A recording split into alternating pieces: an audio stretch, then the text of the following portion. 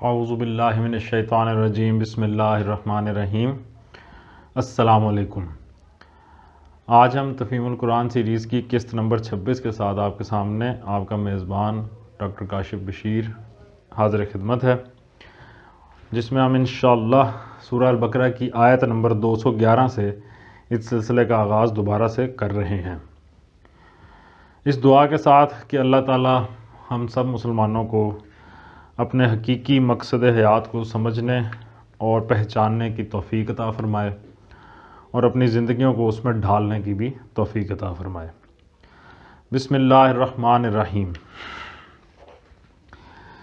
سل بنی اسرائیل کم آتیناہم من آیات بینہ ومن یبدل نعمت اللہ من بعد ما جاءتہ فإن اللہ شدید العقاب۔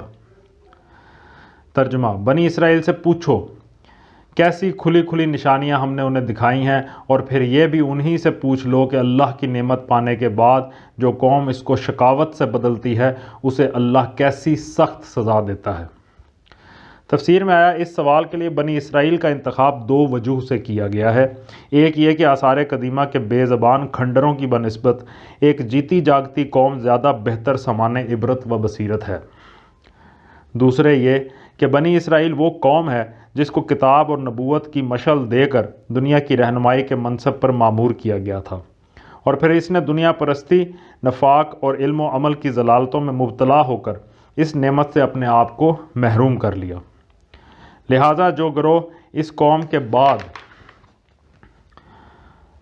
امامت کے منصب پر مامور ہوا ہے، اس کو سب سے بہتر سبق اگر کسی کے انجام سے مل سکتا ہے تو وہ یہی قوم ہے۔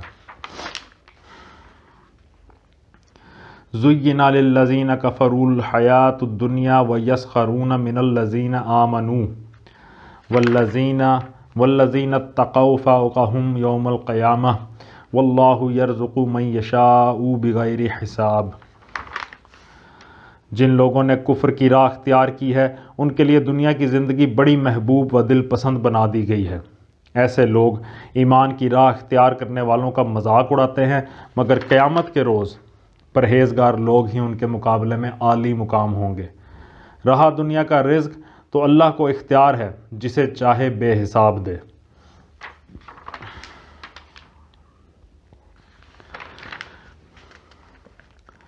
کان الناس امۃ واحدہ فبعث اللہ النبیین مبشرین ومنذرین وانزل معهم الکتاب بالحق لیحکم بین الناس فیما اختلفوا فیہ وما اختلفوا فیہ الا الذین اوتوہ من بعد ما جاءتہم البینات بغیا بینہم فہدی اللہ الذین آمنوا لما اختلفوا فیہ من الحق بإذنہ واللہ یہدی من یشاء الی صراط مستقیم۔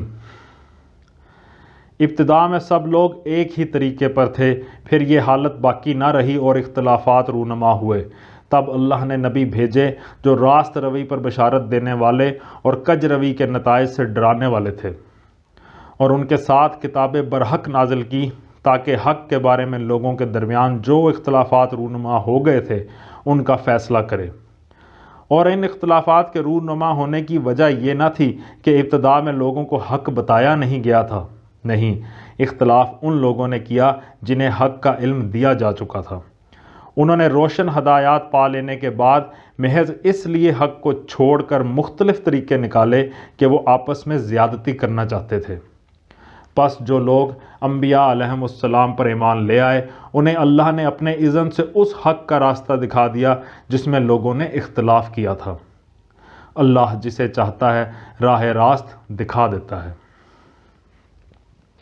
تفسیر میں آیا کہ ناواقف لوگ جب اپنے قیاس و گمان کی بنیاد پر مذہب کی تاریخ مرتب کرتے ہیں تو کہتے ہیں کہ انسان نے اپنی زندگی کی ابتدا شرک کی تاریکیوں سے کی، پھر تدریجی ارتقاء کے ساتھ ساتھ یہ تاریکی چھٹتی اور روشنی بڑھتی گئی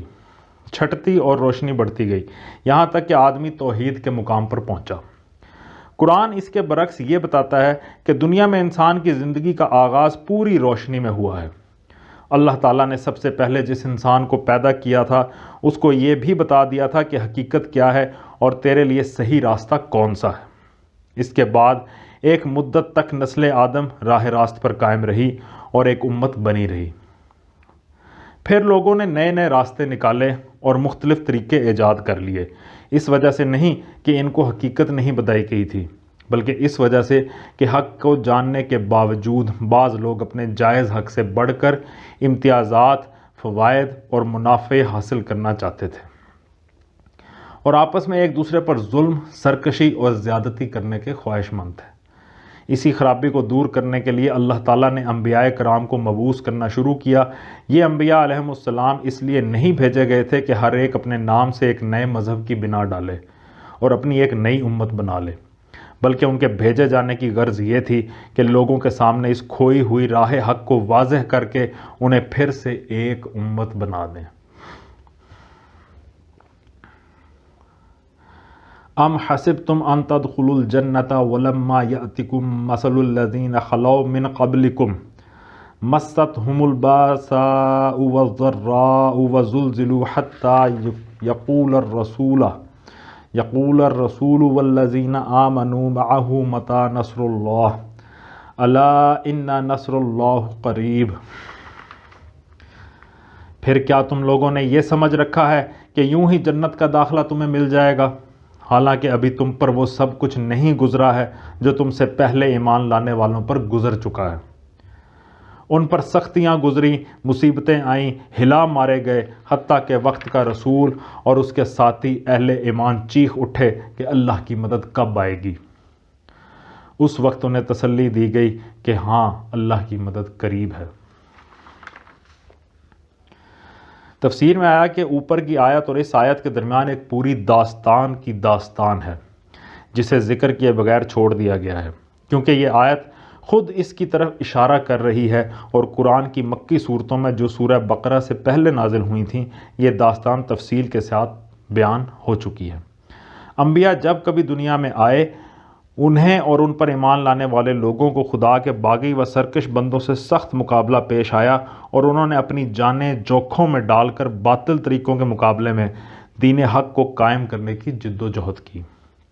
اس دین کا راستہ کبھی پھولوں کی سیج نہیں رہا کہ آمنا کہا اور چین سے لیٹ گئے۔ اس آمنا کا قدرتی تقاضا ہر زمانے میں یہ رہا ہے کہ آدمی جس دین پر ایمان لایا ہے اسے قائم کرنے کی کوشش کرے اور جو طاغوت اس کے راستے میں مزاحم ہو اس کا زور توڑنے میں اپنے جسم و جان کی ساری قوتیں صرف کر دے۔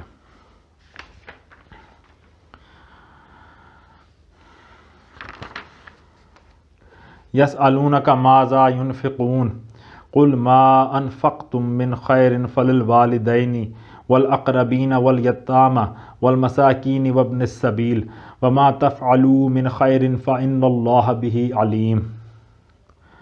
لوگ پوچھتے ہیں ہم کیا خرچ کریں؟ جواب دو کہ جو مال بھی تم خرچ کرو اپنے والدین پر، رشتہ داروں پر، یتیموں اور مسکینوں اور مسافروں پر خرچ کرو، اور جو بھلائی بھی تم کرو گے اللہ اس سے باخبر ہوگا۔ کتب علیکم القتال وہو کرہ لکم وعسى ان تکرہوا شیئا وہو خیر لکم وعسى ان تحبوا شیئا وہو شر لکم واللہ یعلم وانتم لا تعلمون۔ تمہیں جنگ کا حکم دیا گیا ہے اور وہ تمہیں ناگوار ہے۔ ہو سکتا ہے کہ ایک چیز تمہیں ناگوار ہو اور وہی تمہارے لیے بہتر ہو، اور ہو سکتا ہے کہ ایک چیز تمہیں پسند ہو اور وہی تمہارے لیے بری ہو۔ اللہ جانتا ہے، تم نہیں جانتے۔ یسألونک عن الشہر الحرام قتال فیہ قل قتال فیہ کبیر وصد عن سبیل اللہ وکفر بہ والمسجد الحرام واخراج اہلہ منہ اکبر عند اللہ والفتنۃ اکبر من القتل۔ لوگ پوچھتے ہیں ماہ حرام میں لڑنا کیسا ہے؟ کہو اس میں لڑنا بہت برا ہے، مگر راہ خدا سے لوگوں کو روکنا اور اللہ سے کفر کرنا اور مسجد حرام کا راستہ خدا پرستوں پر بند کرنا اور حرم کے رہنے والوں کو وہاں سے نکالنا اللہ کے نزدیک اس سے بھی زیادہ برا ہے اور فتنہ خون ریزی سے شدید تر ہے۔ اس کی تفسیر میں آیا کہ یہ بات ایک واقعہ سے متعلق ہے۔ رجب سن 2 ہجری میں نبی صلی اللہ علیہ وآلہ وسلم نے 8 آدمیوں کا ایک دستہ نخلہ کی طرف بھیجا تھا، جو مکہ اور طائف کے درمیان ایک مقام ہے، اور اس کو ہدایت فرما دی تھی کہ قریش کی نقل و حرکت اور ان کے آئندہ ارادوں کے متعلق معلومات حاصل کرے۔ جنگ کی کوئی اجازت آپ نے نہیں دی تھی، لیکن ان لوگوں کو راستے میں قریش کا ایک چھوٹا سا تجارتی قافلہ ملا اور اس پر انہوں نے حملہ کر کے ایک آدمی کو قتل کر دیا اور باقی لوگوں کو ان کے مال سمیت گرفتار کر کے مدینے لے آئے۔ یہ کارروائی ایسے وقت ہوئی جب کہ رجب ختم اور شعبان شروع ہو رہا تھا، اور یہ امر مشتبہ تھا کہ آیا حملہ رجب یعنی ماہ حرام ہی میں ہوا ہے یا نہیں، لیکن قریش نے اور ان سے درپردہ ملے ہوئے یہودیوں اور منافقین مدینہ نے مسلمانوں کے خلاف پراپیگنڈا کرنے کے لیے اس واقعے کو خوب شہرت دی اور سخت اعتراضات شروع کر دیے کہ یہ لوگ چلے ہیں بڑے اللہ والے بن کر، اور حال یہ ہے کہ ماہ حرام تک میں خون ریزی سے نہیں چوکتے۔ انہی اعتراضات کا جواب اس آیت میں دیا گیا ہے۔ جواب کا خلاصہ یہ ہے کہ بلا شبہ ماہ حرام میں لڑنا بڑی بری حرکت ہے، مگر اس پر اعتراض کرنا ان لوگوں کے منہ کو تو زیب نہیں دیتا جنہوں نے 13 برس مسلسل اپنے سینکڑوں بھائیوں پر صرف اس لیے ظلم توڑے کہ وہ ایک خدا پر ایمان لائے تھے، پھر ان کو یہاں تک تنگ کیا کہ وہ جلا وطن ہونے پر مجبور ہو گئے، پھر اس پر بھی اکتفا نہ کیا اور اپنے ان بھائیوں کے لیے مسجد حرام تک جانے کا راستہ بھی روک دیا۔ حالانکہ مسجد حرام کسی کی مملوکہ جائیداد نہیں ہے، اور پچھلے 2000 برس میں کبھی ایسا نہیں ہوا کہ کسی کو اس کی زیارت سے روکا گیا ہو۔ اب جن ظالموں کا نامہ اعمال ان کرتوتوں سے سیاہ ہے، ان کا کیا منہ ہے کہ ایک معمولی سی سرحدی جھڑپ پر اس قدر زور و شور کے اعتراض کریں۔ حالانکہ اس جھڑپ میں جو کچھ ہوا ہے وہ نبی کی اجازت کے بغیر ہوا ہے، اور اس کی حیثیت اس سے زیادہ کچھ نہیں ہے کہ اسلامی جماعت کے چند آدمیوں سے غیر ذمہ دارانہ فعل کا ارتکاب ہو گیا۔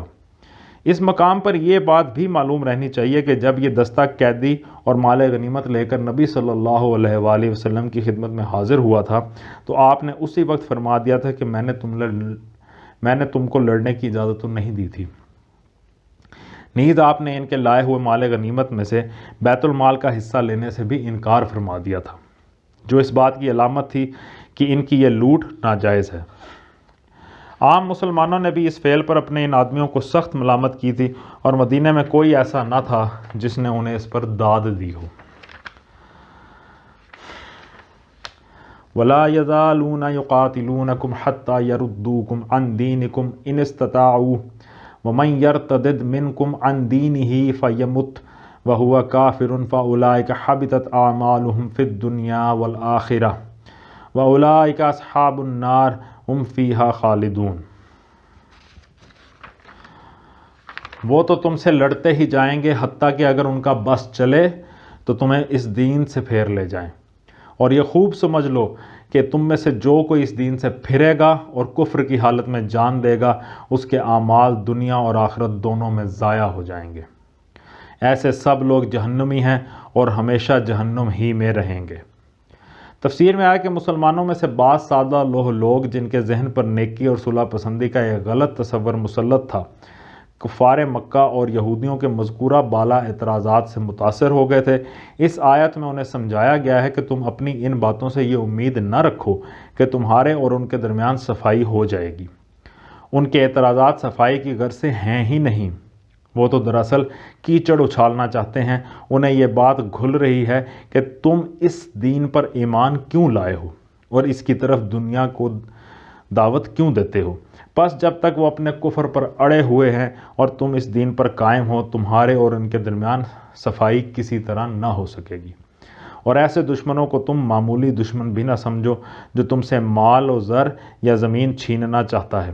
وہ کم تر درجے کا دشمن ہے، مگر جو تمہیں دین حق سے پھیرنا چاہتا ہے وہ تمہارا بدترین دشمن ہے، کیونکہ پہلا تو صرف تمہاری دنیا ہی خراب کرتا ہے، لیکن یہ دوسرا تمہاری آخرت کے ابدی عذاب میں دھکیلنے پر تمہیں تلا ہوا ہے۔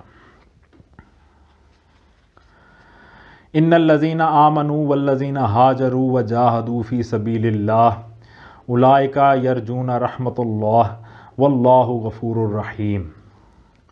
بخلاف اس کے جو لوگ ایمان لائے ہیں اور جنہوں نے خدا کی راہ میں اپنا گھر بار چھوڑا اور جہاد کیا ہے وہ رحمت الہی کے جائز امیدوار ہیں، اور اللہ ان کی لغزشوں کو معاف کرنے والا اور اپنی رحمت سے انہیں نوازنے والا ہے۔ اس کی تفسیر میں آیا کہ جہاد کے معنی ہے کسی مقصد کو حاصل کرنے کے لیے اپنی انتہائی کوشش صرف کر دینا۔ یہ محض جنگ کے ہم معنی نہیں ہے، جنگ کے لیے تو قتال کا لفظ استعمال ہوتا ہے، جہاد اس سے وسیع تر مفہوم رکھتا ہے اور اس میں ہر قسم کی جد و جہد شامل ہے۔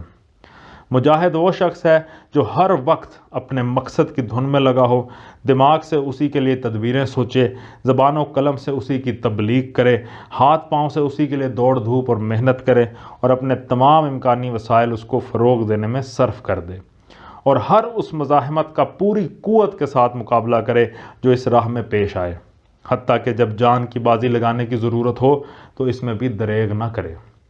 اس کا نام ہے جہاد، اور جہاد فی سبیل اللہ یہ ہے کہ سب کچھ صرف اللہ کی رضا کے لیے اور اس غرض کے لیے کیا جائے کہ اللہ کا دین اس کی زمین پر قائم ہو اور اللہ کا کلمہ سارے کلموں پر غالب آ جائے، اس کے سوا اور کوئی غرض مجاہد کے پیش نظر نہ ہو۔ صدق اللہ العلی العظیم۔ اللہ تعالیٰ کا لاکھ لاکھ شکر ہے جی، آج ہم نے سورہ البقرہ کی آیت نمبر 218 تک کا ترجمہ اور تفسیر سمجھنے کی کوشش کی ہے۔ اللہ تعالیٰ ہماری اس کوشش کو مقبول فرمائے اور جو کوئی غلطی کوتاہی ہوئی ہے اس سے درگزر فرمائے۔ اسی دعا کے ساتھ آپ لوگوں کا بہت بہت شکریہ۔ اللہ حافظ۔